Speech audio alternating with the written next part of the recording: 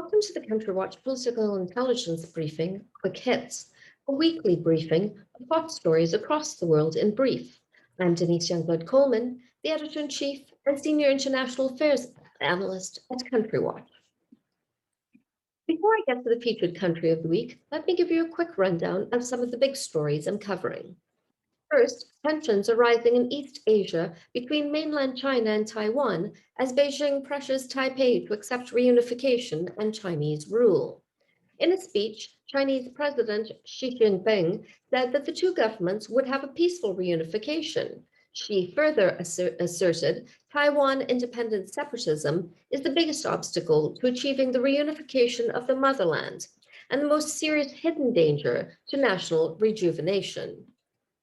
For its part, Taiwan has repeatedly asserted its autonomy, such as it is, and warned that it would defend itself if attacked.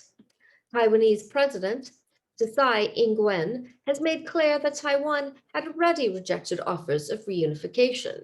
She vowed that there would be no rash action, but that Taiwan's autonomy nonetheless would stand, even as Beijing carries out military drills with the expressed intent of intimidating Taipei.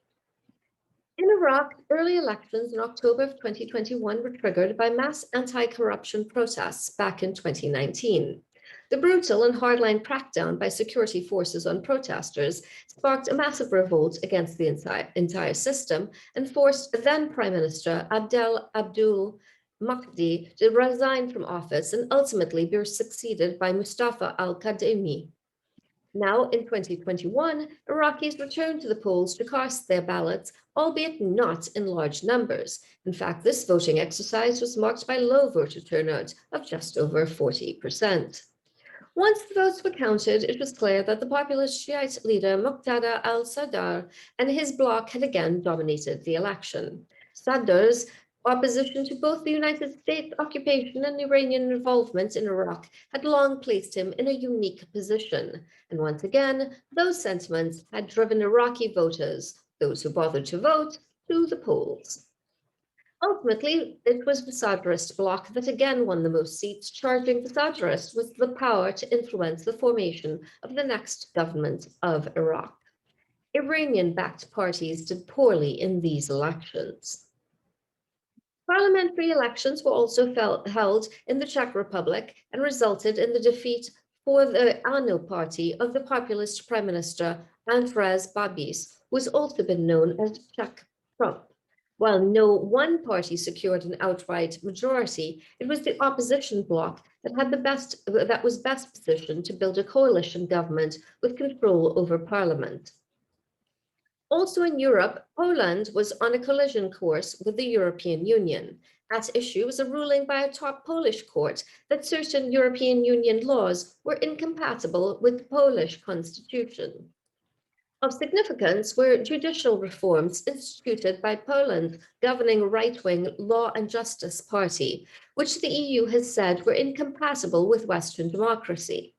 Of particular concern has been the fact that the reforms would severely threaten the independence of the judiciary in Poland.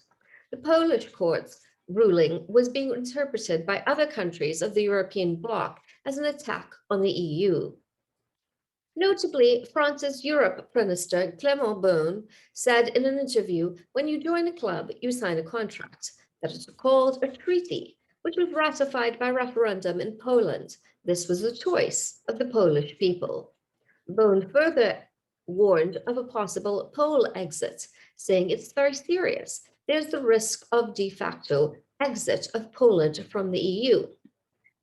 The European Union Commissioner has made clear that all the tools would be deployed to ensure the supremacy of EU law in Poland. One possible consequence for Poland would be the imposition of daily fines until Warsaw suspended its controversial judicial reforms. Warsaw has rejected these warnings from Brussels, the seat of the EU, and cast possible consequences as blackmail. Now to the featured country, the United States. First, I want to cover the Senate Judiciary Committee report, which details former President Donald Trump's efforts to pressure the Department of Justice and overturn the results of the 2020 presidential election. The report painted a disturbing portrait of the chaotic final weeks of the Trump presidency following Trump's loss to Joe Biden and his ensuing efforts to force the Justice Department to assist him in holding on to power. The report detailed Trump's power grab plan to prevent a peaceful transfer of power to the 2020 presidential election winner, Joe Biden. It was only the threat of mass resignations from government officials at the Department of Justice that appeared to have acted as a curb against Trump's impulses. Of note was the threats by government lawyers to resign en masse if the president removed his attorney general. Republicans on the Democratic-controlled Senate Judiciary Committee claimed that Trump did not subvert the justice system to remain in power. However, the details presented in the report made clear that the country was on the verge of a constitutional crisis in the aftermath of the 2020 election, which was only avoided due to the commitment to the law and constitutional order by senior officials of the Justice Department. The Senate Judiciary Committee's report is titled Subverting Justice: How the Former President and his Allies Pressured DOJ to Overturn the 2020 Election, and it looks at the testimony offered by then Acting Attorney General Jeffrey Rosen. According to Rosen's testimony on January 3rd, 2021, just 3 days before the infamous January 6th attack on the US Capitol by insurrectionists, Trump convened a meeting at the Oval Office that included himself, Rosen's deputy, Richard Donahue, and a handful of other administration officials. On the agenda, Trump's attempt to replace the acting Attorney General Rosen with the Justice Department official, Jeffrey Clark, who was intent on pursuing Trump's false claims of mass voter fraud. Clark had tried to force Rosen to sign a letter intending to sow doubts about the 2020 election, giving victory to Joe Biden. In one exchange, Trump gave Rosen the following directive: just say the election was corrupt and leave the rest to me. Then followed a 3-hour debate regarding Trump's plan to use extraordinary means to avoid ceding power to Biden on Inauguration Day. That plan was only subverted when Rosen, as well as Donahue and a third Justice Department official, insisted emphatically that they would resign if Trump replaced Rosen with Clark. The threat did not only come from the Department of Justice. The top White House lawyer, Pat Cipollone, made clear that he and his deputy would also resign if Trump went forward with this plan. Cipollone reportedly referred to the letter that Clark wanted to force Rosen to sign off on as a murder-suicide pact, given the inevitable legal repercussions to come. On October 13th, 2021, Rosen had been interviewed by the January 6th House Select Committee. The House Select Committee investigating the January 6, 2021 insurrection also subpoenaed Jeffrey Clark, giving him a deadline of October 29, 2021 to provide documents to the committee.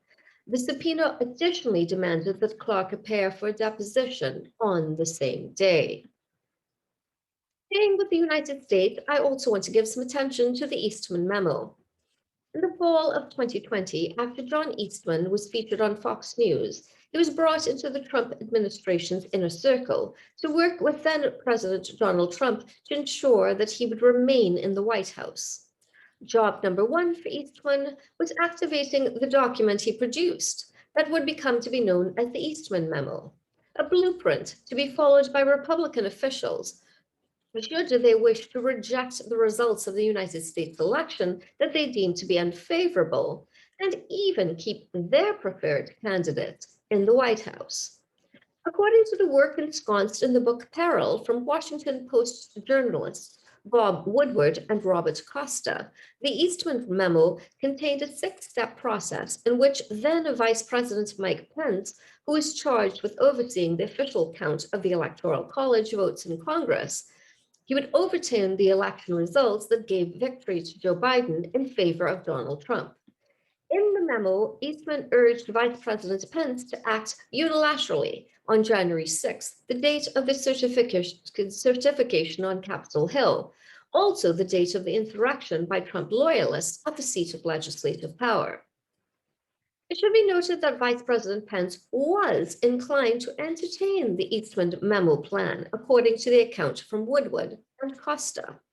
Nevertheless, after consulting with former Vice President Dan Quayle and the Senate's parliamentarian, both of whom instructed him that the Vice President's authority was a formality in this instance, Pence acquiesced to constitutional norms. The Eastman Memo can only be understood as a nefarious political register of how to bypass constitutional norms of democracy and enact a slow-moving coup d'etat using electoral and legal processes. Underlining it all was the new playbook for right-wing autocratic regimes across the world. In this new moral universe, democracy and democratic order were being reinterpreted by the right wing. The new posture was that elections and election results should be respected only when they produced favorable winners. Should the right wing be at risk of losing an election, then the commitment to electoral democracy would evaporate, thus triggering extra-constitutional and extraordinary efforts to undermine democratic institutions and discredit democracy. The Claremont Institute that employs Eastman has offered a highly problematic defense, claiming improbably that Eastman did not advise Pence to overturn the election. Instead, he had simply advised Pence to facilitate a process by which Congress would overturn the election. I want to end with a personal editorial note. It is with profound regret that as a writer and as an editor of geopolitical events across the world over the course of 2 decades, that these events must be registered. Were it possible to describe these events without using the lexicon that includes the words right-wing autocratic regimes, it would be done. However, to accurately describe the extraordinary extra-constitutional measures attempted to hold on to power, and because of my fidelity to the democratic principles that defined the United States legacy of constitutional order, no softer euphemisms will suffice or do justice to American democracy. In the next weeks, I will continue to cover further revelations related to former President Trump's attempts to overturn the election of 2020, as well as progress on the January 6th Select Committee's investigation. I'll also cover movement on President Biden's bipartisan infrastructure package and the Build Back Better agenda. Other items I'll be covering include the inauguration of Ethiopian Prime Minister amidst the ongoing Tigrayan crisis, an energy farrago in Lebanon, the arrest of former Georgian President Saakashvili, as well as the Taliban's desire for international legitimacy and recognition and the West's efforts to use that leverage against the Taliban, the proposed government in exile in Afghanistan, which in this case would not be in Afghanistan, but in exile, a looming economic crisis for Afghanistan, the continued threat posed by Islamic State Khorasan, and some thoughts on the US military engagement attached to Afghanistan. A lot of this coverage can be accessed via my comprehensive Afghanistan withdrawal report called Sunset in the Graveyard of Empires, which will be available for purchase from the Country Watch website at www.countrywatch.com. Thank you for your time. Have a great day. And remember now, more than ever, we live in an interconnected world.